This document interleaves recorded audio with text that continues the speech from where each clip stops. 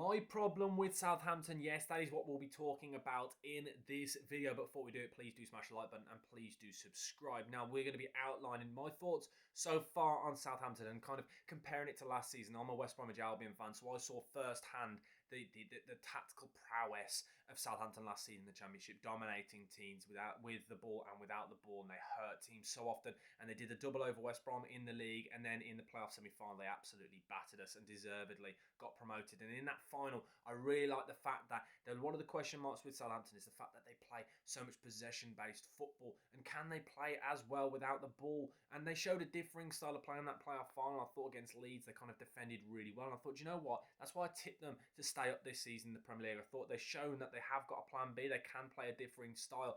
But so far, we've not seen that, and I've been a bit disappointed so far with Russell Martins' men. They're currently sat in 19th in the league after getting battered by Brentford on the weekend, losing to Nottingham Forest the week before, and the week before that, losing to Newcastle and a 10-man Newcastle. Yes, I know it's only 3 games in, but we've kind of got to talk about what we've seen so far. Now, they find themselves a -4 goal difference and only scoring their first goal this weekend against Brentford. But the problem is, for me, is the way they've been playing. Now, we've seen it, and I know it's a lazy kind of comparison, but we can only use Burnley as a prime example. We saw the way Burnley got promoted when they came up the season before last, and under Vincent Kompany, they're playing a really nice possession-based football, dominating so many teams in the Championship. And Southampton did that last year. They got up through the playoffs, played some really nice football, and players like Armstrong, and Smallbone and Flynn Downs, who they've signed on permanent from West Ham. Those kind of players really shone in the Championship, and I was excited to see how they'd fare. But for me, I just feel a bit disappointing. You look at their transfer window. Yes, I know they've signed a lot of the players that they had on loan. You likes of Phil Downs and Harwood Bellis and players like that who are good players, but I don't see any more improvements now. And you look at Ipswich. Ipswich have done a bit of similar business, but they've also then got players in like Greaves. They've kind of really gone above and beyond. Whereas I look at this Southampton team, and I'm a bit intrigued as to how they're going to play. And then they started off this season so far with this passing out from the back system, and I kind of want to really talk about this Brentford game.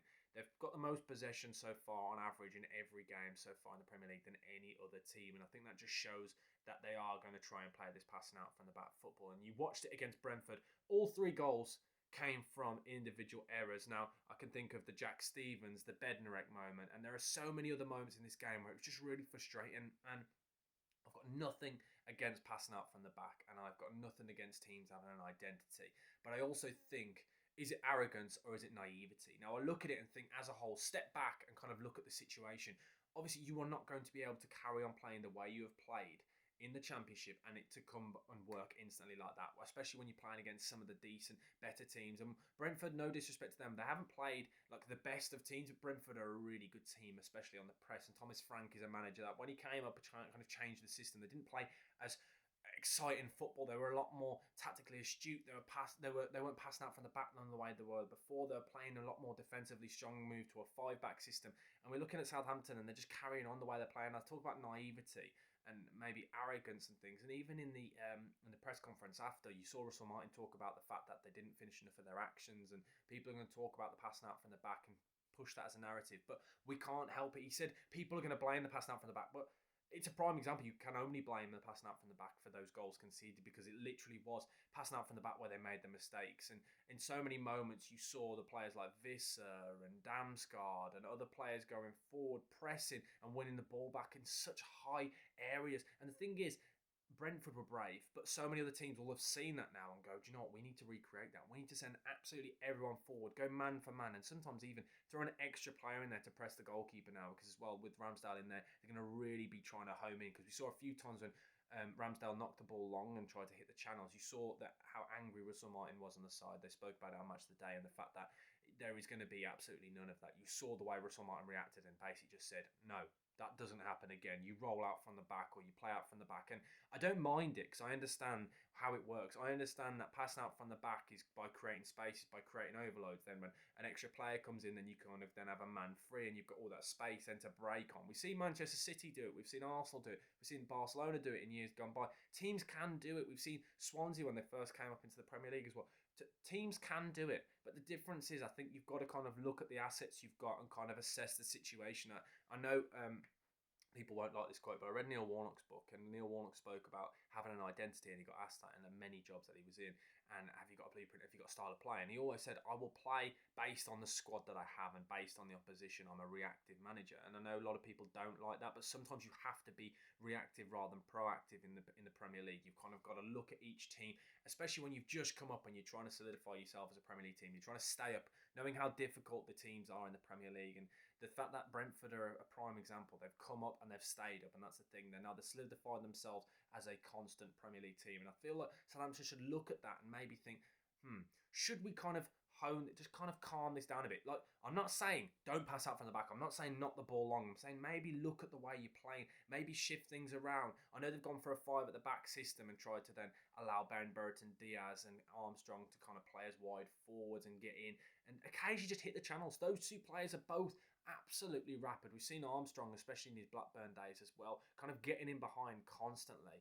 This is something that he's done in the Championship as well. He's a very, very good goal scoring striker if he can get in one-on-ones, and he's a great finisher. So that's why I look at it and just think, why aren't they trying that? Just something different every now and then. Because if you constantly are playing the same way, teams will work you out. And the thing is, then they will allow those brave overloads and those brave presses coming against them, because they know there's no point to worrying about the ball going long. You can kind of leave it man for man at the back, because they know it's not going to be hit. The ball's not going to be hit into the channels. They don't need covering players. And I think that's something that they've got to look at and maybe think Russell Martin maybe need to step back over this international break and think, maybe let's just add a few variations to this. We don't need to always pass out from the back, because I think passing out from the back is brilliant. I'm obsessed with it. I understand exactly why it works so well, and I've read so many books. I've read a very interesting book on Barcelona about how Johan Cruyff changed the system and how it worked. I really like it. Like, I really love the way that they're trying to play, and I thought it was incredible in the Championship. But I think sometimes you've got to maybe mix it up. There's passing, and there's passing with intent. And I think that's the biggest thing. If there's passing for no reason, if you're passing for the sake of it, which I felt like at times they were doing.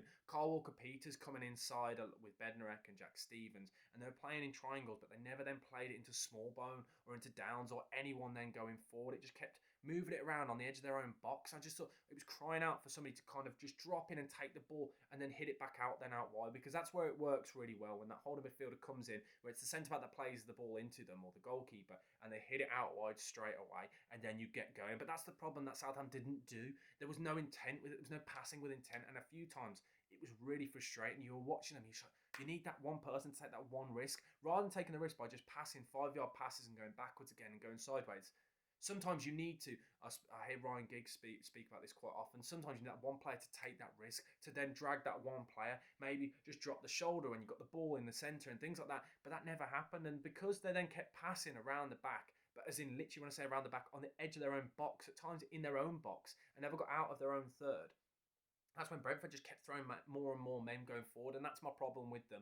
I don't see any variations. When you watch the game, you didn't see any variations with the patterns when they were playing, and the only 2 times when they did vary it, when they did knock it long, when they did vary it, you saw how angry and how visibly angry he was on the side, and it was no more of that. And that's why I do worry for them, and that's my problem. I don't have any problem with them playing out from the back, and I'm not going to be someone that's going to go instantly, it's Burnley all over again, look at it.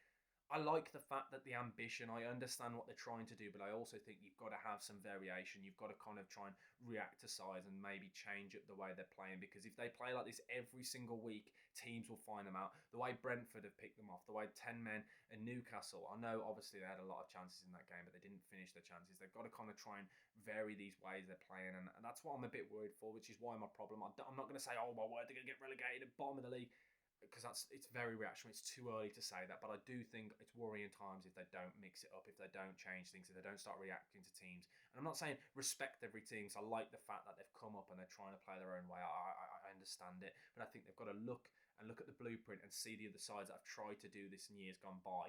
You've got to vary it, because you will just come straight back down. But let me know your thoughts. Do you think Southampton get relegated? Do you think Russell Martin is playing? Is he naive? Is he arrogant? What do you kind of see it as? Do you think I'm in the wrong by saying I think they need to vary it up and carry on trying to play out from the back every now and then, but also add something different? Let me know your thoughts in the comment section below. I just want to see something different from them. I want to see something extra. But as I said, let me know your thoughts down in the comment section below. Thank you for watching. Podcast Sam over and out. Don't forget to like, comment and subscribe. I react and reply to every single comment. So thank you for watching. Goodbye.